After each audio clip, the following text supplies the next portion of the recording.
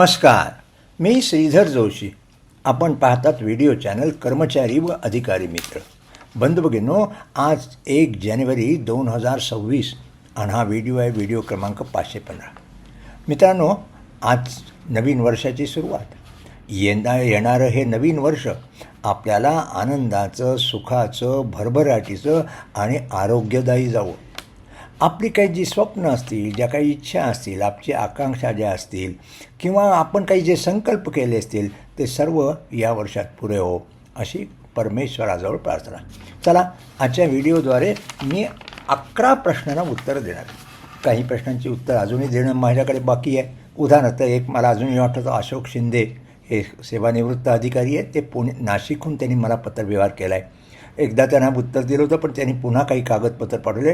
त्याच्या उत्तराचा मला अजूनही अभ्यास करायला तेवढासा वेळ झाला नाही. त्यांचं उत्तर यथावकाश मी देईनच. चला, प्रश्नांची उत्तरं देण्यास सुरुवात करतो. हा पहिला प्रश्न एक बिराजदार नावाचे ग्रस्त आहे. त्यांनी म्हटलं आहे की नियुक्ती दिनांक म्हणजे काय. त्यांचं असं म्हणणं, नियुक्ती आदेशाचा जो दिनांक असतो तो नियुक्ती आदेश का? तो नियुक्तीचा दिनांक नाही. नियुक्ती आदेश काढल्यानंतर तुम्ही केव्हा त्या ठिकाणी हजर होता, ज्या दिवशी तुम्ही हजर होता त्या दिवशीचा जो दिनांक आहे तो आपला नियुक्तीचा दिनांक आहे. थोडक्यात नियुक्ती आदेशाचा दिनांक हा नियुक्ती आदेश नाही, तुमचा नियुक्ती दिनांक नाही. चला, प्रश्न क्रमांक 2. हे प्रश्न यांचं म्हणणं आहे की हे जिल्हा परिषद कर्मचारी सरळ सेवा प्रवेश भरतीने झाली यांची नेमणूक. पहिला क्रमांक आला, परंतु हे इतरांच्यापेक्षा 15 दिवस उशिरा झाले. तर त्यांना म्हणत मला माझ्या सहकार्याची डेट मिळेल का? तर निश्चित आपले जे सेवा ज्येष्ठतेचे नियम आहेत 2021चे, त्या नियमाप्रमाणे जर तुम्ही सिलेक्ट लिस्टमध्ये म्हणजे जी निवड यादी दिलेली आहे त्या निवड यादीतील जे क्रमांकाप्रमाणेच आपली सेवा ज्येष्ठता ठरवली जाईल. फक्त काय, तिथे आपण वेळेवर हजर राहिलं पाहिजे. तर आपल्याला आपण नियुक्ती दिल्यापासून 1 महिन्याच्या आत हजर होणं आवश्यक आहे. 1 महिन्यात हजर होता येत नसेल तर त्याला मुदत घेतली पाहिजे.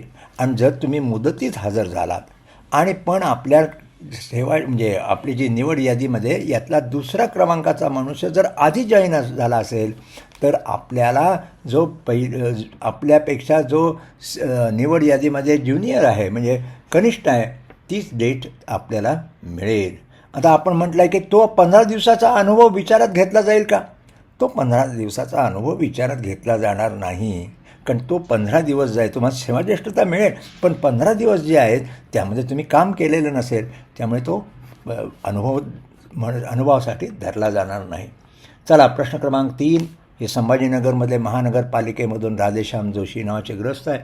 त्यांना अर्जित रजा रोखीकरण देताना त्यांना कमी रक्कम दिलेली गेलेली आहे आणि म्हणून त्यांनी एक अर्ज पाठवलेला आहे. सविस्तर अर्ज केला आहे. अर्ज तर व्यवस्थित दिसतो आहे. तुम्ही अर्ज आपल्या महापालिका आयुक्तांकडे ताबडतोब करा.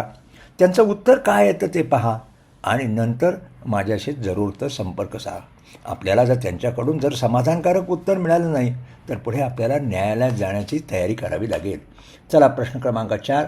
हा प्रश्न क्रमांक नाही, याच्याबद्दल त्यांनी एक विचारणा केलेली आहे. हे ज्ञानेश्वर जाधव आणि असाच एक प्रश्न अंजली जावळे म्हणून त्यांनी पण केला आहे की खाजगी शाळेतील जे शिक्षक किंवा शिक्षक कर्मचारी आहेत त्यांना जरी तिसरं अपत्य असलं तरी त्यांना अनुकंपा म्हणजे उदाहरणार्थ एखादा खाजगी शाळेमधला शिक्षक आहे आणि तो खाजगी शाळेतला जर शिक्षक असेल तर तो सेवेमध्ये असताना जर त्याचं निधन झालं तर त्याला जरी 3 अपत्य असली तरी त्याला त्याच्या वारसांना अनुकंपा नियुक्ती देय आहे. म्हणजे ती काही त्यांना अनुकंपा नियुक्ती देता येणार नाही असं नाही. असा एक मुंबई उच्च न्यायालयाने नुकताच एक निर्णय दिलेला आहे. त्या निर्णयावर त्यांनी सांगितलं व्हिडिओ करा. जरूर मी ते निकालपत्र म्हणजे जजमेंट काढीन आणि त्याच्यावर लवकरात लवकर व्हिडिओ करण्याचा प्रयत्न करेन. हे काय आहे, अनुकंपा नियुक्तीसाठी आपल्याला माहिती आहे जो सेवेत असणारा कर्मचारी जर मृत्यू झाला तर त्याच्या वारसांना अनुकंपा तत्त्वावरील नियुक्ती मिळते. पण त्याच्यावर शासनाची एक अट आहे की 31 डिसेंबर 2001 नंतर जर त्या कर्मचाऱ्याला जो दिवंगत झाला आहे त्याला जर तिसरं अपत्य असेल तर त्याच्या वारसांना अनुकंपा तत्त्वावरील नियुक्ती देय नाही. आता ही अट हे जे खाजगी शाळेतील शिक्षक व शिक्षेतर कर्मचारी आहेत त्यांच्या बाबतीत लागू नाही असा निर्णय उच्च न्यायालयाने दिलेला आहे. तर त्याच्याबद्दलचा व्हिडिओ मगाशी मी सांगितल्याप्रमाणे ते लवकरच त्याचा व्हिडिओ करीन. फक्त जजमेंट मला ते डाउनलोड करून घ्यावं लागेल. चला पुढचा प्रश्न करूया. प्रश्न क्रमांक 5. पण हा प्रश्न क्रमांक हे रत्नागिरीचे ग्रस्त आहेत, माने नावाचे, सुनील माने. आता यांचं म्हटलं आहे की कृष्णाजी काशीनाथ माने, कदाचित त्यांचे वडील असावे, हे प्राथमिक शिक्षक होते. हे 1/2/1983 सेवानिवृत्त झाले आणि त्यांचं निधन झालं 27 फेब्रुवारी 2011. त्यांची एक अविवाहित मुलगी आहे रजनी कृष्णाजी माने, ती आता आहे 62 वर्षाची. आता त्यांनी काय केलं की आपल्याला माहिती की शासनाने नुकताच जो आदेश काढलेला आहे त्या 7 जानेवारी 2025 त्याप्रमाणे अविवाहित मुलीला देखील कुटुंब निवृत्ती वेतन देण्याची तरतूद केलेली आहे. त्या दृष्टीने त्यांनी हे जिल्हा परिषद असल्यामुळे त्यांनी जिल्हा परिषदेमध्ये अर्ज केला. पण 7 जानेवारी 2025चा जो शासन निर्णय आहे त्याच्यामध्ये एक अनुक्रमांक 9मध्ये अट दाखवलेली आहे. काय ती अट आहे की अविवाहित जी मुलगी आहे ती त्या निवृत्ती वेतनधारक किंवा कुटुंब निवृत्ती वेतनधारकावर अवलंबून आहे अशा प्रकारचं डिक्लरेशन आहे ते निवृत्ती वेतनधारकांनी किंवा कुटुंब निवृत्ती वेतनधारकांनी हयात असताना करणं आवश्यक आहे. आणि त्याच्या पुढची अट आहे संपूर्ण उत्पादन 7,500 अधिक महागाई भत्ता असे प्रमाणपत्र देणे आवश्यक आहे. तर आता यातलं काय, मी तो शासन निर्णय पुन्हा एकदा वाचला. त्या अनुक्रम 9मध्ये हे निश्चित म्हटलेलं आहे की एखादी मुलगी अविवाहित मुलगी असेल तर ती जो निवृत्ती वेतनधारक किंवा कुटुंब निवृत्ती तेव्हा जेव्हा हयात असतील तेव्हाच त्यांनी डिक्लेरेशन जरूर आहे की त्यांनी तशा प्रकारचं की ती मुलगी जी आहे अविवाहित मुलगी ती माझ्यावर अवलंबून आहे अशा प्रकारचं दिलेलं नसल्यामुळे आपल्याला हे काही आपल्या जे अविवाहित मुलगी आहे मानेंची त्यांना मिळणार नाही असं जिल्हा परिषदेने सकृत दर्शनी हे निश्चित हा शासन निर्णयाप्रमाणे जी अट आहे ती आपल्या बाबतीमध्ये त्याचं पालन होत नसल्यामुळे आपल्याला ते नाकारलं. पण मी आपल्याला विचारतो कारण आपण जे मेल पाठवले त्या मेलमध्ये हा खुलासा नाही आहे की जे श्री माने वारले कृष्णाजी काशीनाथ माने ते वारल्यानंतर त्यांच्या पत्नी होत्या त्यांना कुटुंब निवृत्ती वेतन मिळतं का, त्या हयात आहेत का, हयात असतील तर त्यांच्याकडून अशा प्रकारचं डिक्लेरेशन घेता येऊ शकेल. तेव्हा नेमकी वस्तुस्थिती काय आहे ती पहा आणि जरूरच परवा जसा मला तुम्ही फोन केलात तर येत्या मंगळवारी पुन्हा एकदा फोन करा आणि मी सांगितलेली ती वस्तुस्थिती एकदम तपासून घ्या. चला पुढच्या प्रश्नावर करूया. हे शेजुळे नावाचे ग्रस्त आहेत, हे पोलीस कॉन्स्टेबल होते. यांना काढून टाकलं होतं पोलीस अधीक्षकांनी. त्यांनी अपील केलं मंत्री महोदयांकडे. मंत्री महोदयाने त्यांचं अपील ॲक्सेप्ट केलं आणि त्यांना कामावर घ्या असे आदेश दिले आणि वेतनवाढी काही थांबवल्या. पण अद्यापही त्यांना कामावर घेतलेलं नाही. तर या संदर्भात शासनाने एक पोलीस महासंचालकांना पत्र पाठवलं आहे आणि पोलीस महासंचालकांनी पोलीस अधीक्षकांना पत्र पाठवले. या दोन्ही पत्राच्या शेजारीने कॉपी मला दिलेत आणि याच्यावर भाष्य करा. तर मी आपल्याला सांगितलं त्याप्रमाणे आपल्याला पोलीस अधीक्षकांना दिलेला जो आदेश आहे त्याप्रमाणे त्यांना तुम्हाला कामावर हजर करून घ्यावंच लागेल. त्यांनी घेतलं नाही. आता शासनाचे आदेश आहे. शासनाच्या आदेशाची जर पायमल्ली होत असेल तर शासनाला एकदा कळवा की आता जर त्याने हजर करून झाली तर मला न्यायाधिकरणाकडे दाद मागावी लागेल आणि आपण मग महाराष्ट्र प्रशासनाकडे न्यायाधिकरणाकडे दाद मागवा. आपण मला फोनही केला होता. त्या फोनवर मी अशाच तऱ्हेची माहिती आपल्याला दिली. अधिक काही पाहिजेच तर येत्या मंगळवारी मला जरा फोन करा. पुढचा प्रश्न क्रमांक 7. हे नव्यानेच तहसील कार्यालयात लागलेत पुरवठा विभागामध्ये आणि त्यांनी काय लिपिक म्हणून लागलेत आणि ते त्यांना जे पुरवठा विभागाचं जे गोडाऊन असतं त्या ठिकाणी ते काम करतात. आता यांचं असं म्हणणं आहे त्यांना तहसीलदार यांनी एक नोटीस पाठवली आहे की त्यांनी काहीतरी चुकीची माहिती दिली वगैरे सप्लाय इन्स्पेक्टरला वगैरे आणि म्हणून त्यांच्याचं एक्सप्लेनेशन त्यांनी मागवलेलं आहे. आता हे बरोबर आहे का, माझी चूक नाही असं त्यांना म्हणणं. आपली जर काही चूक नसेल तर आपण या नोटिसीला उत्तर द्या आणि आपली स्पष्टपणे बाजू मांडा आणि त्यामध्ये जे आपली बाजू मांडण्याकरता तहसीलदारांची पर्सनली भेट घेऊन देखील आपली बाजू समजून सांगा आणि मग त्यांचा जर खुलासा आपला ॲक्सेप्ट झाला तर काही प्रश्न नाही. खुलासा जर ॲक्सेप्ट झाला नाही तर कदाचित पुढे ते विभागीय चौकशी वगैरे करतील, त्यावेळी माझ्याशी संपर्क साधा. चला पुढच्या प्रश्नाकडे वेळा.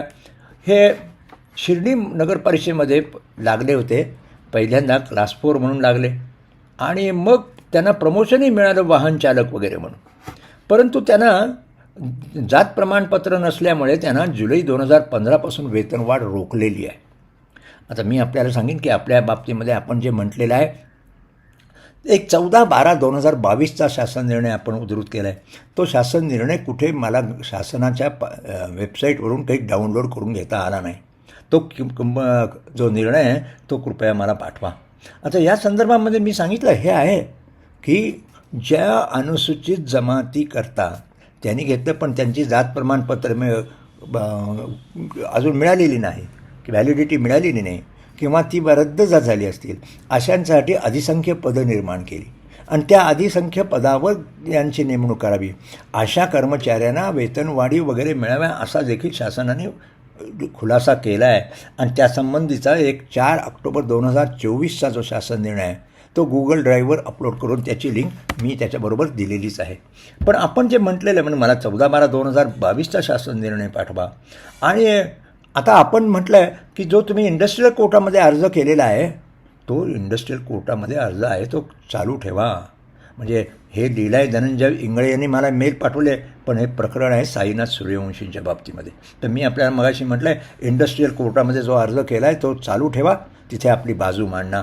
आणि त्यानंतर मग मी आपल्याला सांगितलं की आपण विचारलं आहे नगर परिषद संचालनालयाकडून क्लॅरिफिकेशन मागावा, जरूर मागा, शासनाकडून तुम्ही स्पष्टीकरण मागायला हरकत नाही. पण मगाशी मी सांगितल्याप्रमाणे 14 ऑक्टोबर 2022चा शासन निर्णयाची प्रत मला पाठवा. त्याबरोबरच अधिक खुलासाकरता येत्या मंगळवारी मला या संदर्भात अधिक फोन करा. पण मी या निमित्ताने एवढंच सुचवीन, शिर्डी काही पुण्यापासून लांब नाही, तर एकदा सर्व कागदपत्रासह येऊन मला भेटा. त्याच्यासाठी माझी मुलाखतीची वेळ, तारीख व वेळ ठरवून घ्या. त्याच्याकरता वर्षा सावरखंडे नावाच्या ज्या आहेत त्यांच्याशी संपर्क साधा. त्यांचा नंबर आहे 02025608163. पुन्हा एकदा नंबर सांगतो 02025608163. चला पुढचा प्रश्न क्रमांक 9. यांचं म्हणणं आहे की लोकसेवा आयोगाकडून यांची नेमणूक झाली अनुसूचित जाती म्हणून आणि यांना एक कार्यात्मक पदोन्नती मिळाली 9/12/2016ला मिळाली. त्यांना मग वरिष्ठ लिपिकाची मानव दिनांक देखील त्यांना मिळाला. म्हणजे नेमणूक झाली 12/7/2022ला, पण त्यांना पदोन्नती मिळाली 9/12/2016ला, पण 15/10/2015पासून मानव दिनांक देखील त्याला मिळाला असं त्यांचं. परंतु आता त्यांना 7 मे 2021च्या निर्णयाप्रमाणे त्यांना पुढे काही पदोन्नती दिली गेलेली नाही. आता म्हणून त्यांचं म्हणणं हे बरोबर आहे का?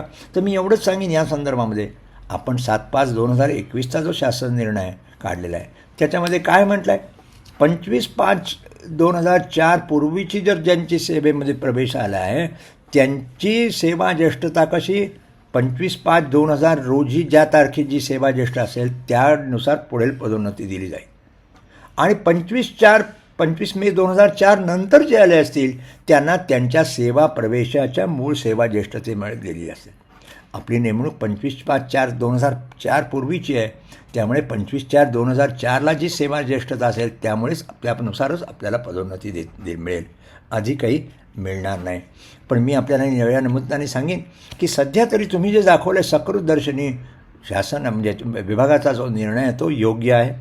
पण या संबंधात अधिक खुलासा करून घेण्याकरता मगाशी जसं सुचवल्याप्रमाणे माझ्या मुलाखतीची तारीख व वेळ ठरवून घेऊन कागदपत्रासह येऊन एकदा मला भेटा. चला प्रश्न क्रमांक 10. मी माहिती आहे की आपल्याला 31 डिसेंबर रोजी जे सेवानिवृत्त झालेले आहेत आणि ज्यांची 1 जानेवारीला ज्यांचं इन्क्रिमेंट असतं त्यांना ते रिटायर झाल्यामुळे जे मिळत नव्हतं ते त्यांना देण्याच्या संदर्भात शासनाने परिपत्रक काढलेलं आहे.